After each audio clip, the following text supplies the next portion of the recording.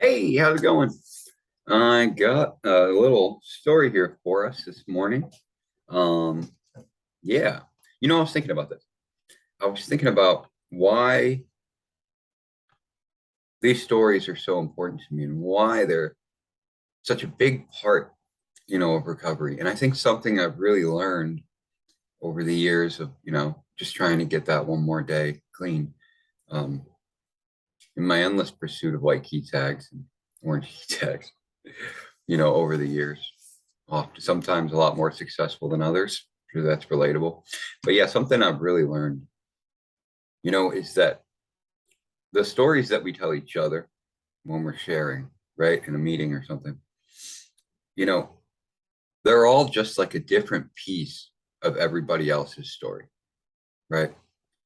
The feelings that I feel and the feelings that somebody else feels, they're so similar, right?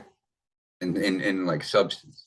And it's just the manner in which we express those stories that separates them and creates our own individualized story of the same thing, right? The same struggle. And that's why I think that these stories are so relatable to myself and I know to a lot of other people, because we all go through these things.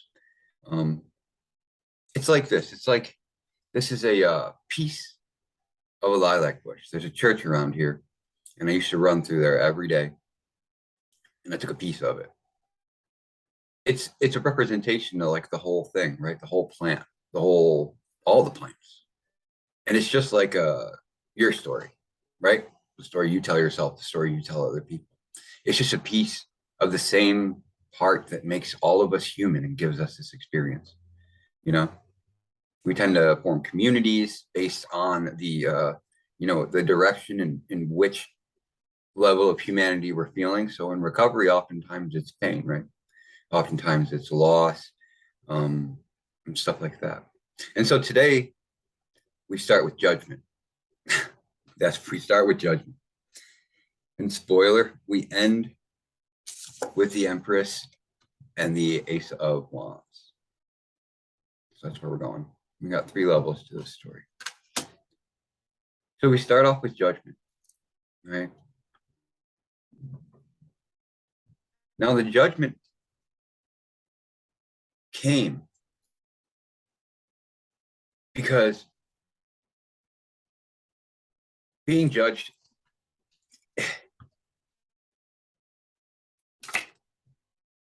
the things that we were trying to do so much. There was so much passion. There was so much emotion behind it, right? That it caused us to guard ourselves too much.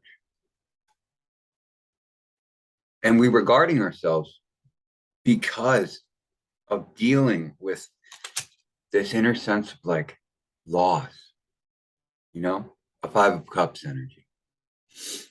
This inner sense of just, sorrow. And so we were judged not for what we were doing, but we were judged for the person that we were who was doing it. So not about the results being produced, but more about the person who's producing the results and what was driving that person. Because what drives us is seen by everybody. And so it doesn't matter how good the result is or how bad the result is or how nullified the result is. It's about what's driving that person who's doing the work and taking the action. Is it rooted in love? People can tell that. Or is it rooted in, you know, self like disbelief? Is it rooted in trying to prove other people wrong? Because all of those things people pick up on based on the language that you use, based on the mannerisms that you have. All of those things shine from you when you're making a decision or when you're doing something. People can tell why you're doing it without being able to really tell. We can pick up on those things. I'm sure there's a lot of people out there who know what I'm talking about. Something's just not right about this person. It just doesn't add up. And so from this judgment, right? Whatever it was, it caused a deeper feeling of loss, right? A deeper feeling of like inner confusion, you know? That's, it really did. And I think it hurt so bad because even though, we were so guarded and we were operating from a place that, it didn't really represent us, or we didn't think it did, but in the time it did because that's how we felt, right? We felt guarded. We felt like we needed to do this to prove something. But we did it in the front of our mind to attain some type of like unionship, right? Now, whether it's doing it to prove yourself so that you can attract somebody, or whether it's doing it to prove to yourself that you are who you think you are, proving to yourself the story that you're telling yourself, proving that that story is true. I tell you,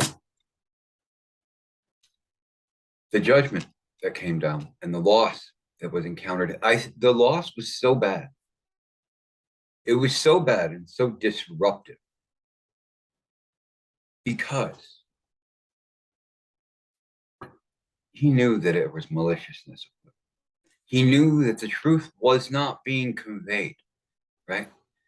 That there were other stories being told in dark little corners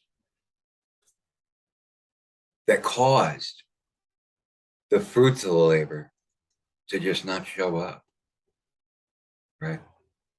And when those things don't show up, even though we're pushing and pushing and we're going as hard as we can, really, it can deteriorate a person's soul. And why? Why should I even continue? Why should I even continue? But pushing through all of that, right? Even after the judgment's been made, we still have that Two of Cups energy, saying that the things in the front of the mind are good. But even those things are a reflection of the deeper parts of ourselves. Because even that forefrontal, I am performing for the highest good. I'm trying to align something, right? And that's a symbolic statement that can mean a lot of different things. That drive in itself is motivated by a Five of Swords and a Ten of Wands. So that's saying it's coming from a feeling of being defeated. It's like formulating ideals of what the highest good might be for, an individual. It's subjective. But that's being formed from the foundation of failure, right? That's or the feeling of just standing there as the sun's going down, having absolutely no idea what you're going to do next, right? Just like, but knowing that how important it is and carrying the weight on your shoulders alone. It's sad, man. It's really sad. It's really sad. But I think something beautiful that comes from this story is that all of this energy in the first like part of the reading, right? The first three places of the reading. We got two places left. And I think that means something. Is the next card's the Death card, right? It's that transformation energy, and it's clarified by the Six of Swords and the Baron of Wands. It's called the Baron of Tyne in my Fairy Wicca deck, but the Baron of Tyne. So she would be like the Queen of Cups. I mean, the Queen of Wands. Queen of Wands. Get the Queen of Wands a lot. And that's just like all of this energy that we had, still all this defeating energy, all of it, does not stop a person from changing and transforming, right? It doesn't stop that because that's an internal thing. It's, I was thinking about this when I was reading it initially, and I think that's a really amazing lesson in life that everybody can learn is that regardless of what happened, the spirit that's within us or the cognitive functioning that's within us has a natural ability to like start over. We can if everything comes crumbling to the ground.